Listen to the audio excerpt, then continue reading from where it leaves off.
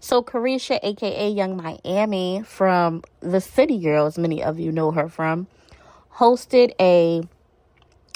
not a live, but a video last night that aired on her own podcast, Caresha Speaks, and none other than her friend, Saucy Santana, hosted it. Well, she answered some questions that people have been waiting to hear about, one specifically having to deal with Diddy. She also speaks to her mental health, and also her relationship with JT. Let's get into it. So mentally, like 1 minute I'm happy, 1 minute I'm sad, 1 minute I'm feeling like fuck shit, and then the next minute I'm looking at my kids and I'm like, I ain't bring us this far to go backwards.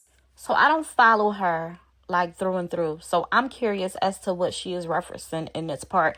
If I had to assume, a lot of people I think would assume that what seems like a disconnect from Diddy with everything that has gone on maybe has caused her some financial strain. Maybe I don't know if Diddy was like a cash cow for her in some way or not, but I wonder what she's going through mentally that makes her feel like she wants to give up. Like, why didn't you speak? Because I can't speak on something that wasn't my experience, and I can't speak on something that I don't know. I can't speak on these allegations because I wasn't around at the time. I don't know that person, and that wasn't my experience. So the big question comes up fairly early on into the interview, the one that I think everyone was waiting on, and the one about Diddy. Now, her answer was her answer. She said she can't speak to the things that she don't have no knowledge about. People wanted her to speak up and kind of be the spokesperson because a lot of us seen her with Diddy and how they were doing their thing. They were a couple. They said they was together, but they not together real bad.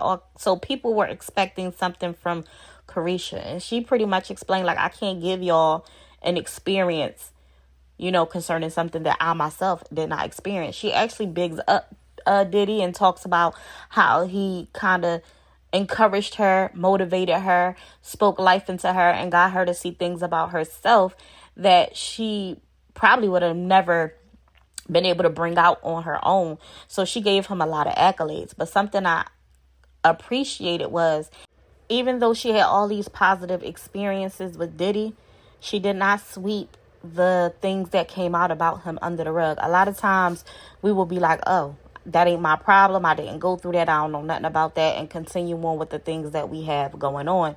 So I appreciated the fact that she separated herself and did not ignore the things that came out about him, because a lot of times we will overlook those things, and in a way we are condoning it. It's kind of like we are co-signing it and we are okay with it. So regardless of how people feel about this interview and her response about Diddy, I know a lot of people were hoping for something different. I have to applaud her for that, for separating herself, because that probably wasn't an easy thing to do, especially when love is involved. Like, to have to walk away from someone, not because it's like due to something that happened to you, but just based off like your BS from your past, and things that are attached to you. That had to be hard for her. So let's continue. I used to be on live all day, Santana. We'll be riding around the car, juicy crabs anywhere we on live. Now, I know many of us were here for the whole Diddy question and the JT stuff and all that, but this right here, this part spoke more volumes to me because it connects to so many other things that we typically cover on this channel.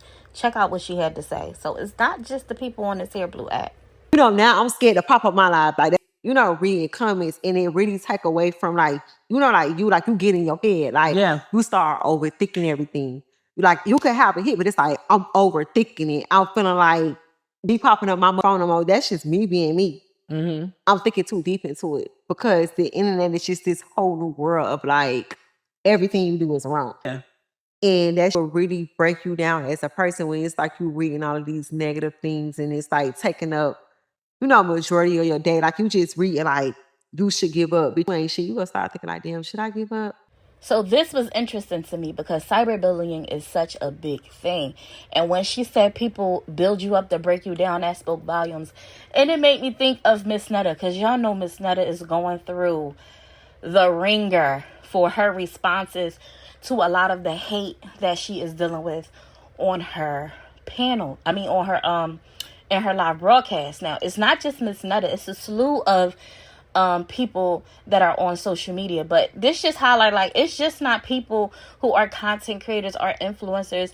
You have celebrities and things like that who are on a whole different level that are going through it too. So it's just the era that we are in, that people, I feel like it gotta be like jealousy. It has to be, where they are just like ripping people, tearing them down to the point where they can't even be themselves. She feels like she lost herself, her personality, because now she's censoring or she's holding back because she's afraid to just be her because of all the criticism and stuff that she's receiving, when at one point in her career she was loved. It was what people loved about her.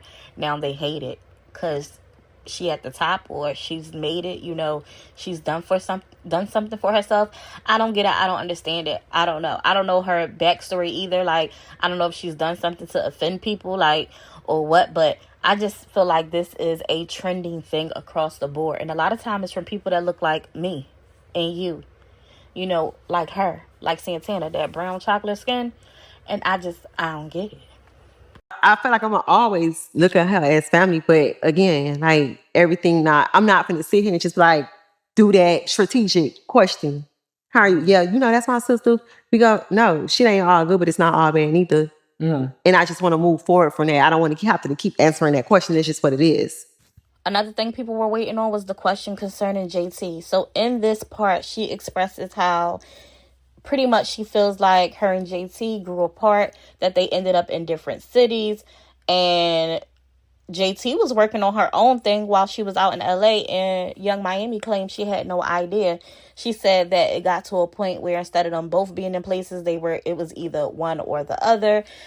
She felt like they were not on the same page. A lot of times they were just, on totally different pages, that when they did tour, they were like two separate entities almost until they hit the stage, having no interaction with each other whatsoever. Now, this I found interesting because I'm like, well, damn, like, and you don't know what happened. Y'all just grew apart after like coming up together.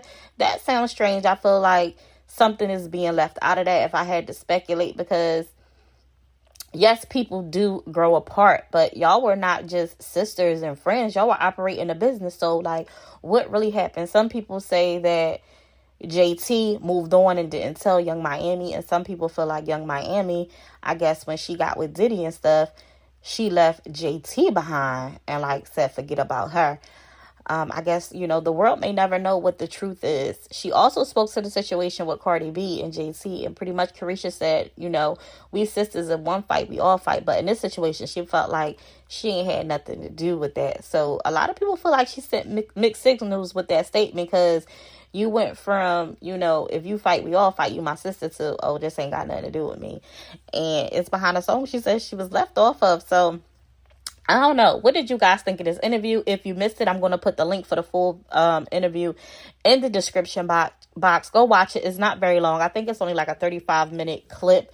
So it's an easy watch. And I think it was very interesting. A lot of emotions and stuff like that came by. She even bigs up Saucy Santana for being by her side, being a friend. And I know some people don't like Saucy Santana and think he's extra, but from what I have seen from their interactions, they do seem like a great pair. Like, their friendship seems super genuine, and they look like they rocking, that they rocking out. So I thought it was a dope interview. Check it out and let me know your thoughts.